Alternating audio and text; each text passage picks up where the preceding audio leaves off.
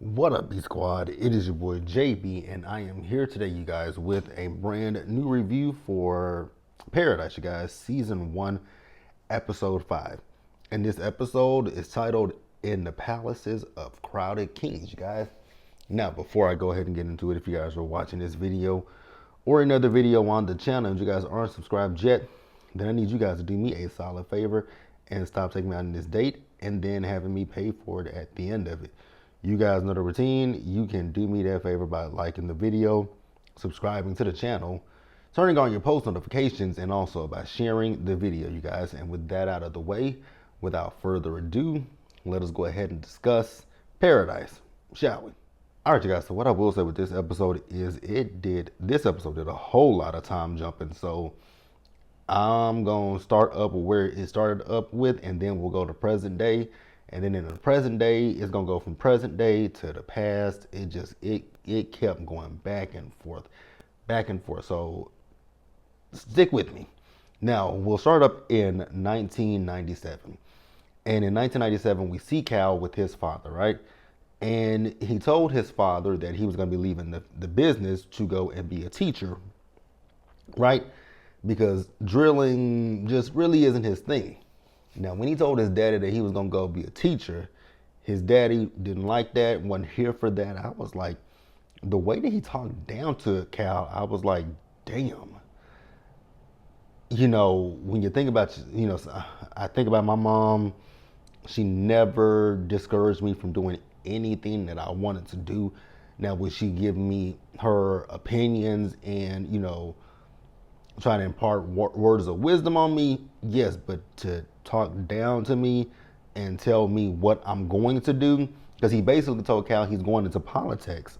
And I was like, again, how the hell you telling a grown ass man what the fuck he gonna do? Like, that's so weird to me. Hell to the no. That'd have been a big fuck no for me. But hey, Cal is gonna go along with it, unfortunately. So let's pause at this point and move on with the rest of the episode. So it is the day of Cal's funeral, right? So we see Jeremy. So Jeremy is on a plane.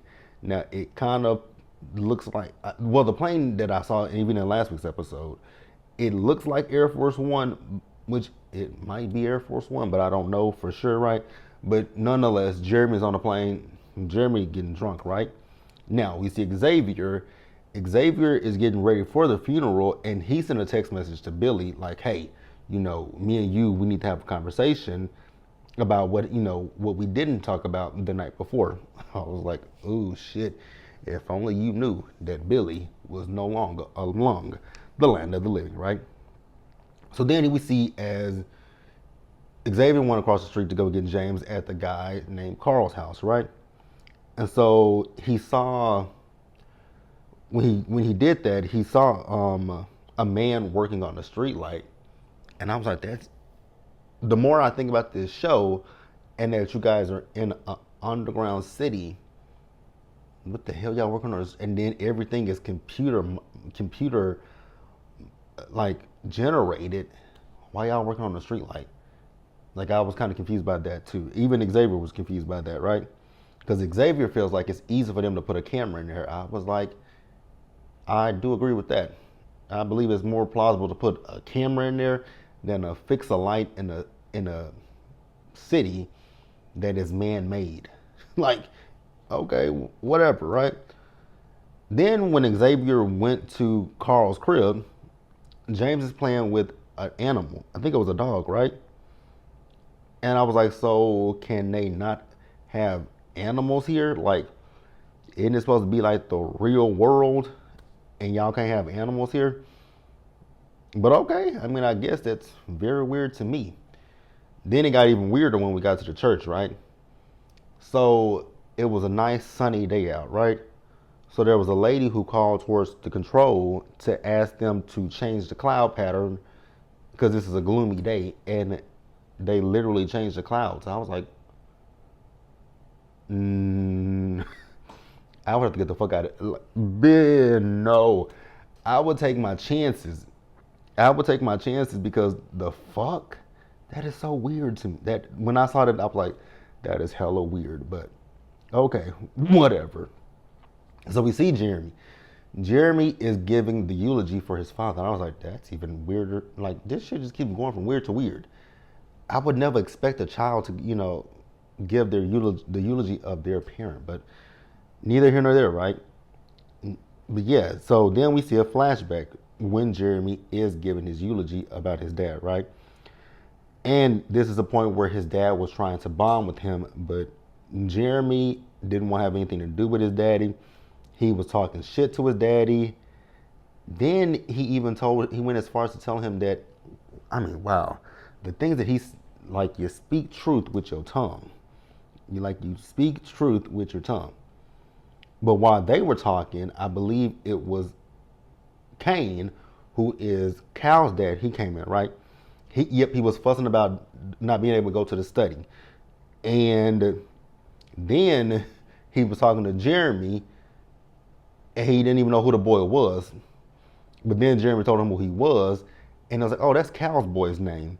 Then he talked shit about his name. I was like, damn.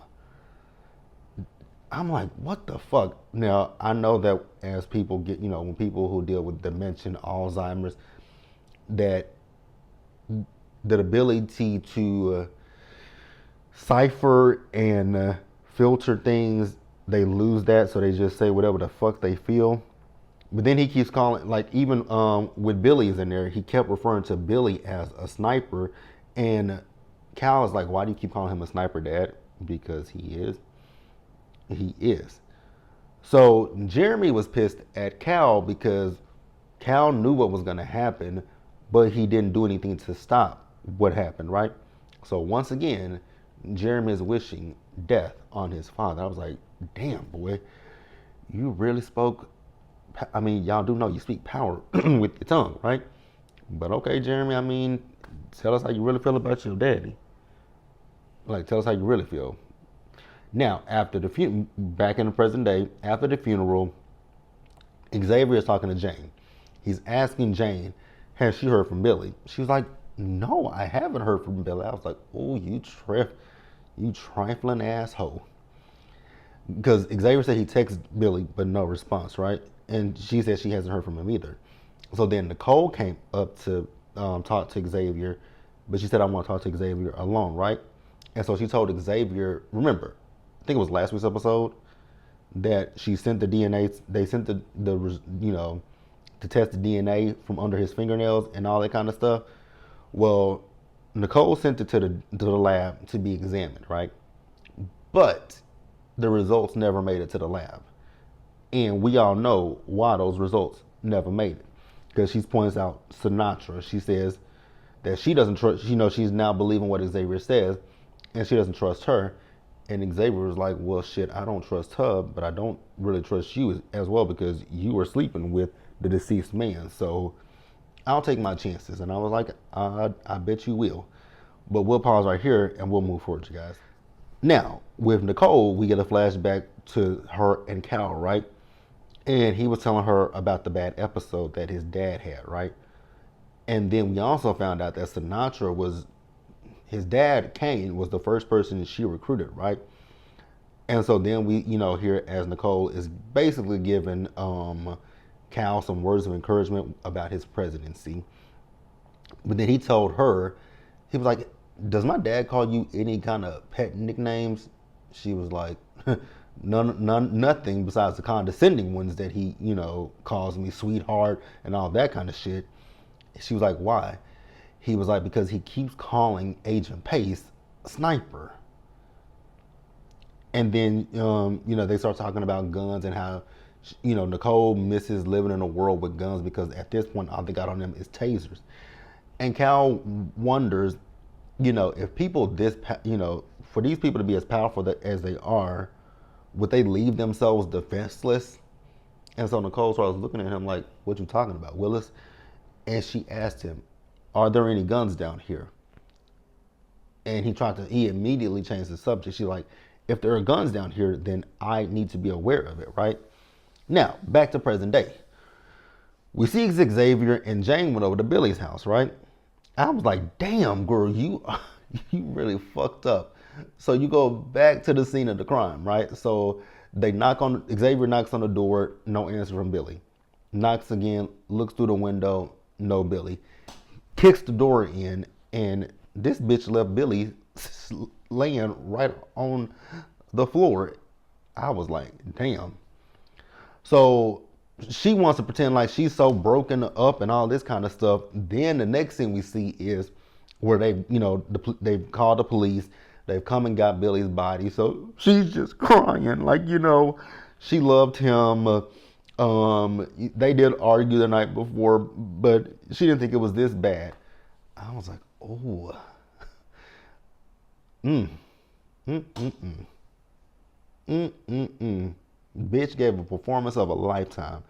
Now, we see another flashback, you guys. So in this flashback, Cal is still thinking about this whole sniper comment, right? So the tablet that Sinatra was asking about in episode 2 or 3, I can't remember which one it was, but the tablet she's asking about, Cal went and got the tablet. So he puts his hand on it, and there were some files that he couldn't get access to, right? So then he went to where his dad was in the study, took his dad's hand, put his dad's hand on it, and then he was able to view the files, right? So after that, we see as he went to the library, he said he wanted to make a mixtape. So we see him making one for Jeremy, and then we see him as he's doing research about, I don't know what he was researching, but we see him doing research, right? So then we see as he had a conversation with Gabriella. And so we also saw as he told, so in a conversation with Gabriella, this is the point where he showed his hand to her and said if anything happens to him, basically look at Billy, and the only person that he trusts is Xavier. So then we see as he is talking to Sinatra, and he's telling her he knows what she did, and he told her that he was going to tell the people everything. And she says, "No, the fuck you're not." And I was like, "I think she's right, sir. You're not gonna tell him." So I think I'm onto. I think I'm catching. But I've been suspected Sinatra. Do I think Sinatra is the one that took the fatal blow to Cal? No. I'm not even gonna take a wild guess as to who I think it is because this show keeps taking twists and turns and stuff. So I'm like, oh, especially, excuse me, y'all.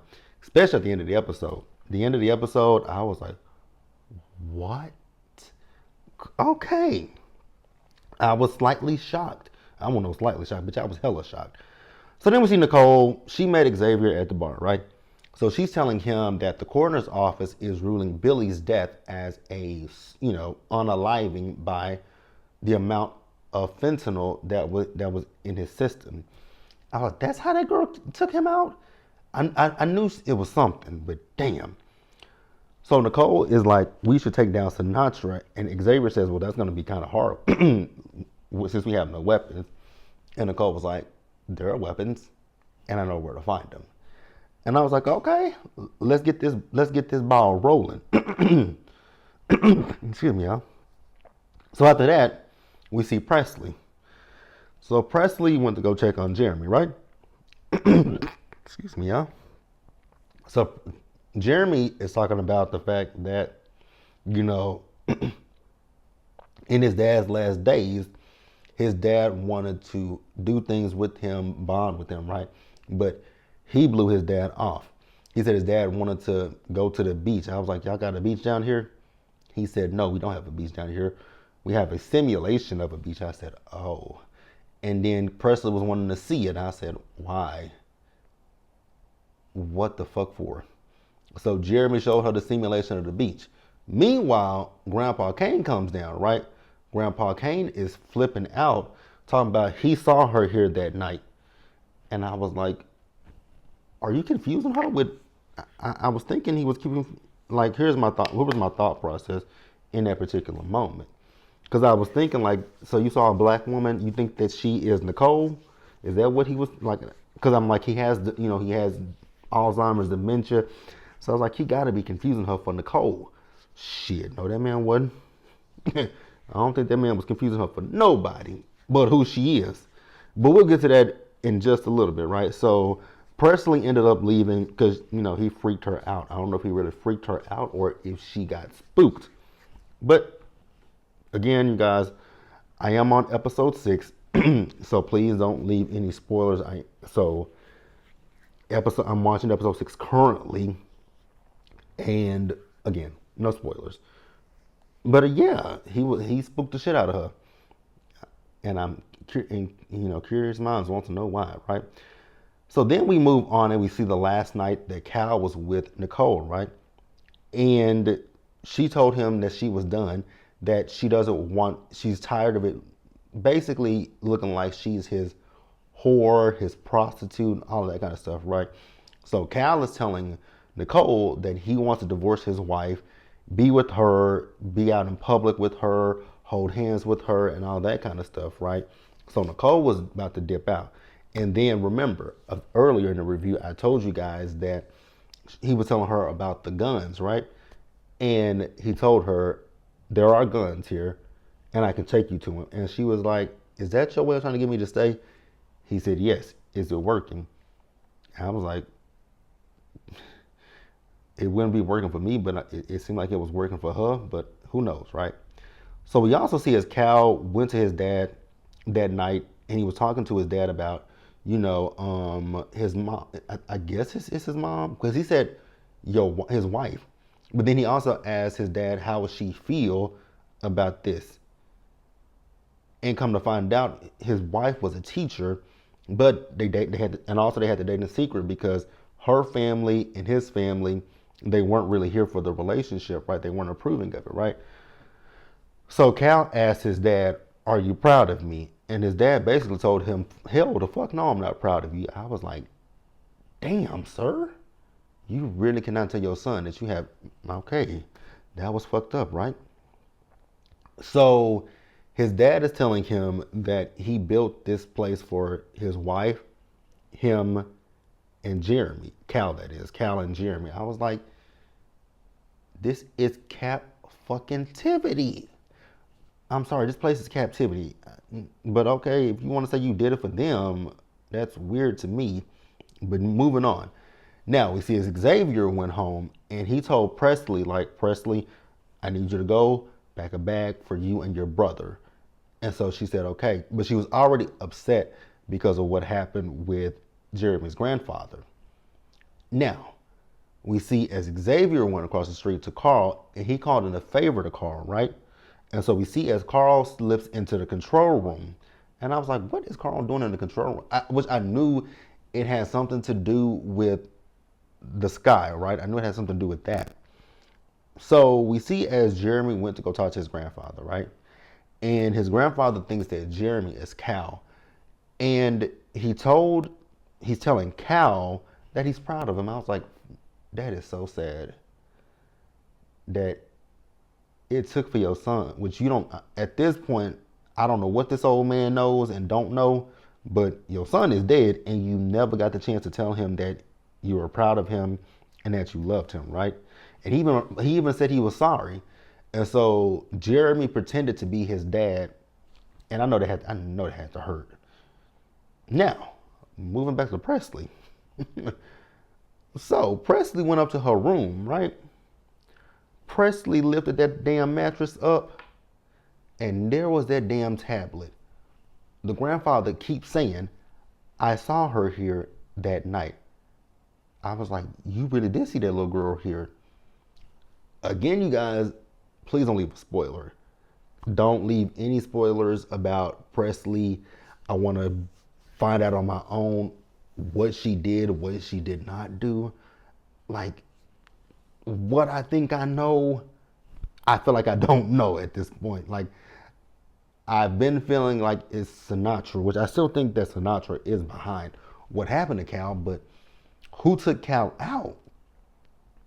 Now, let me think about this real quick. Because it's blunt force to the head. It was blunt force to the head, right? 9 times out of 10,